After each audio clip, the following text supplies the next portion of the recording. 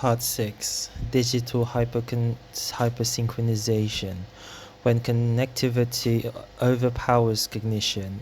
Digital networks did not invent synchronization, they accelerated it beyond the metabolic limits of human organism. Every society has always depended on shared signals, rituals, stories, legal codes, linguistic norms to maintain synchrony, but these signals were historically bounded by the constraints of geography, time, and face-to-face accountability.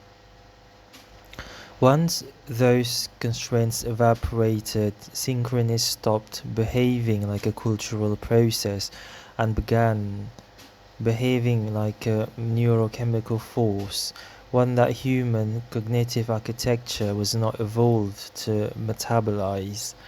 Hypersynchronization is not people being online too much, it is signal density exceeding interpretive bandwidth, feedback loops overpowering individual cognitive boundaries, collective narrative updating faster than cognitive trust cycle can stabilize. In other words, the metronome breaks because the tempo becomes physically impossible for the organism. Hypersynchronization is equal unbounded signal recurrence.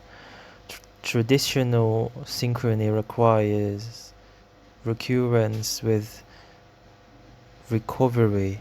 A village hears a rumor, debates it, stabilizes socially, moves on.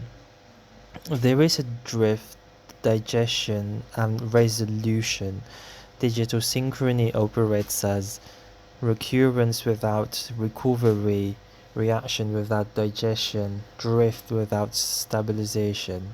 Signals do not arrive as discrete events, they arrive as continuous stimuli.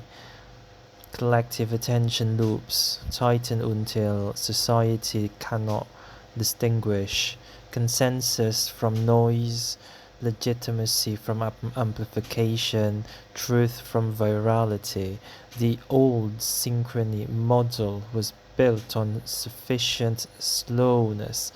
The digital model is built on compulsive immediacy. Neurobiology of overload. Human cognitive evolved to track a few dozen social relationships, slow feedback cycles, locally variable signals. But digital hypersynchronization collapses all three constraints. Dunbar collapse. You are exposed to thousands of pseudo-social presents. The oxytocin trust system cannot evaluate them, so it defaults to defensive filtering. This shifts the brain from trust mode, vigilance mode, coherence to incoherence, interpretation to reaction. Serotonin cycle disruption, stable social hierarchy and slow reputational dynamics allow internal hierarchy regulation. Fast digital micro hierarchies like retweets, algorithmic exposure create unstable serotonin oscillation, producing compulsive comparison, hyperactive reactivity, narrative volatility. Information as threat. When signals come too fast to evaluate, the amygdala treats uncertainty as danger. This produces a societal baseline, a chronic low-grade threat, even in high-safety environments. Hypersynchronization is not informational abundance, it is metabolic overload. when collective attention becomes a predator. The digital environment does not distribute attention uniformly. It amplifies any signal capable of hijacking human neurobiology: fear, outrage, humiliation, spectacle. These are high synchrony emotions because they synchronize quickly and degrade slowly. Hypersynchronization converts the collective into a fast-moving attention predator, constantly scanning for next socially metabolizable stimulus. This attention predator effect destabilize institutions because no institution can operate at that tempo. Courts, legislatures, scientific bodies, these are slow systems by necessity. When the attention predator demands hourly resolution, slow system appear illegitimate, creating the illusion of structural decay, even when the underlying structure remains intact. Identity melts under high-frequency signaling.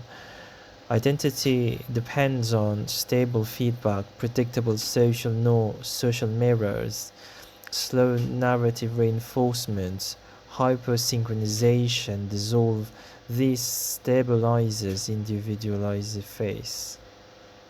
individuals face infinite mirrors, contradictory feedback, algorithmic identity prompt, hyper-personalized ideological feeds. Identity becomes performative rather than coherent. The self stops being a structure and becomes a stream. In this state, synchronization shifts from shared reality to competitive reality construction. Identity becomes a weapon for attention capture, not a home for meaning. Na- Narrative becomes ephemeral machines. In hypersynchronization, narrative behave like organism, short-lived, rapidly mutating, optimized for replication rather than truth. The narrative ecosystem becomes high mutation, low fidelity, high competition, low coherence. This destroys the classical function of narrative to stabilize the collective metronome. Instead, narrative becomes metabolic parasites, feeding on attention, exhausting cognition, degrading shared reality. This produces the sensation common across societies that everything is changing too fast, even when material conditions remain stable. The return of the incoherence mode. Recall the central distinction from earlier parts. Coherence mode, slow, trust-driven, metabolically efficient. Incoherence mode, fast, feed-driven, metabolically expensive. Digital ecosystems systematically upregulate incoherence mode. They reward rapid emotional escalation. They punish slow interpretive processes. They amplify outliers rather than stabilize norm. They generate social threats cues constantly. Thus, even historically coherent societies experience periodic slippage. Scandinavian trust cultures shocked by online outrage waves, British communities destabilized by hyperviral political signaling, French continental rationality fragmented by competing digital tribes. Hypersynchronization it does not produce chaos, it produces rhythmic incoherence, oscillations too fast for coherence to re-establish. What break first? Hypersynchronization does not does not collapse societies outright. It, it erodes the mechanism of coherence. The first system that fail are attention becomes fragmented reactive, trust becomes conditional, fragile, identity becomes liquid, derivative, authority becomes illegible because stabilizing institutions cannot match signal velocity. Narrative becomes a competitive and energy harvesting system rather than coherence anchor. The society remains standing, but its regulatory metronome stutters. The core diagnosis: digital hypersynchronization is not the disease. It is the tempo mismatch between biological systems evolved to slow synchrony and digital systems optimized for infinite speed.